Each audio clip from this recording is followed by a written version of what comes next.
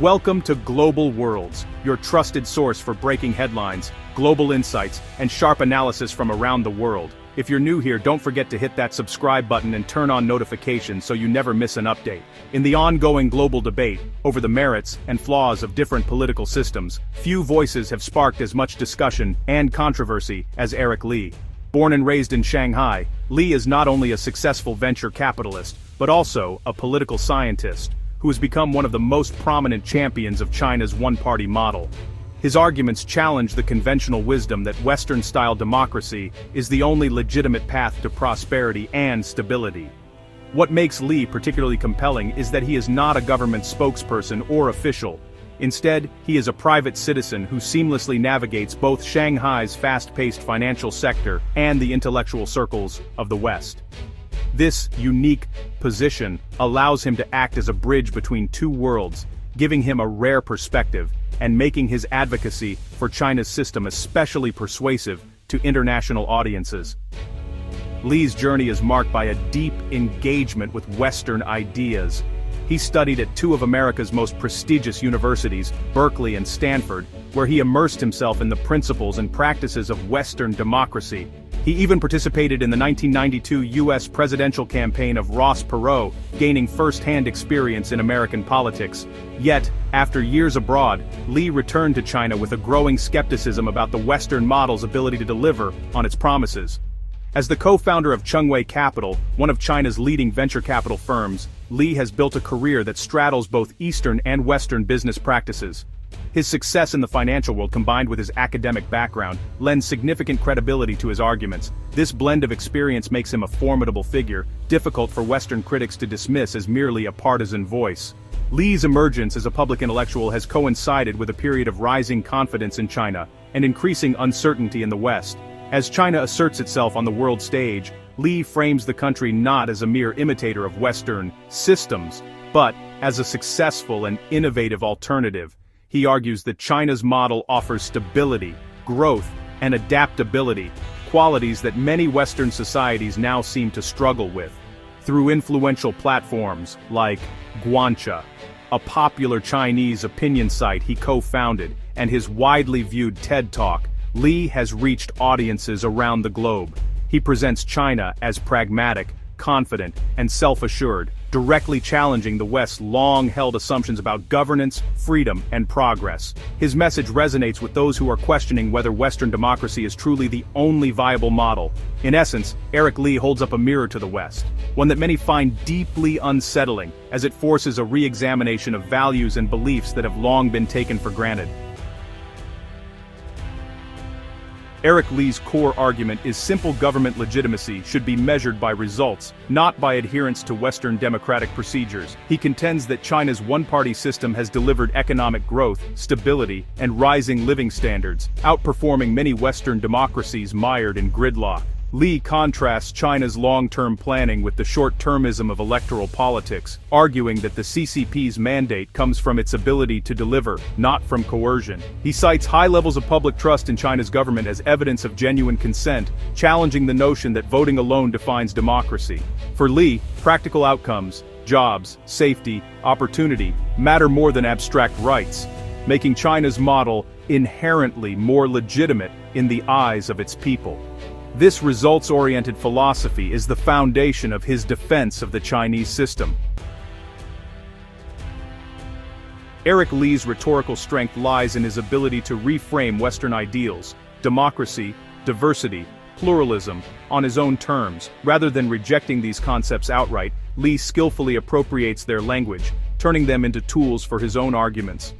He presents himself as a bridge between East and West, fluent in both the vocabulary and the values of liberal societies, yet unafraid to challenge their universality. He argues that China practices a form of democracy focused on responsiveness and meritocracy, not just elections.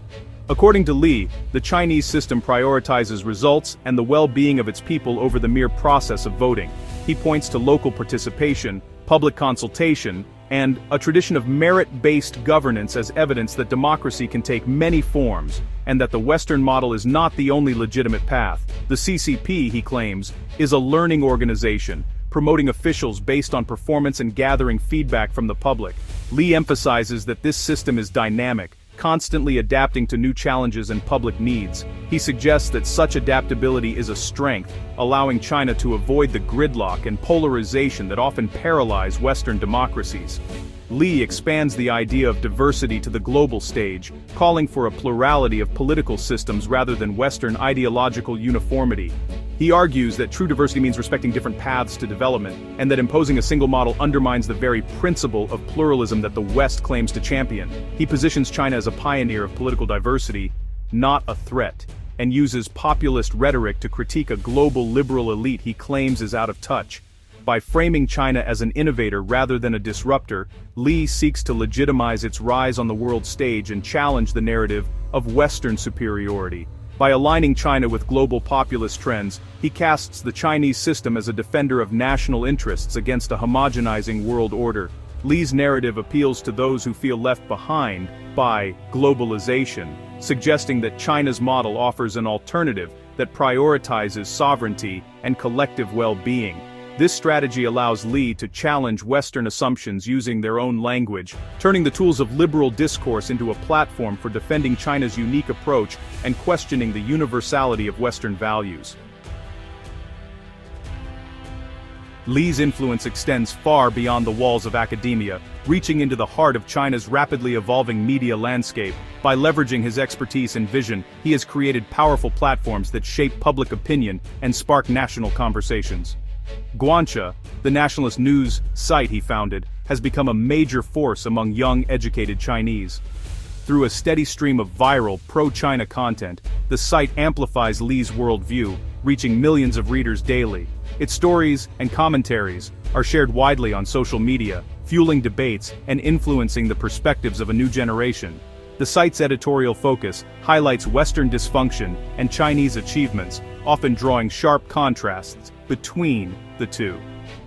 By spotlighting China's successes and the perceived shortcomings of the West, Guanxia fuels a sense of national pride and reinforces the narrative of China's rise as a global power.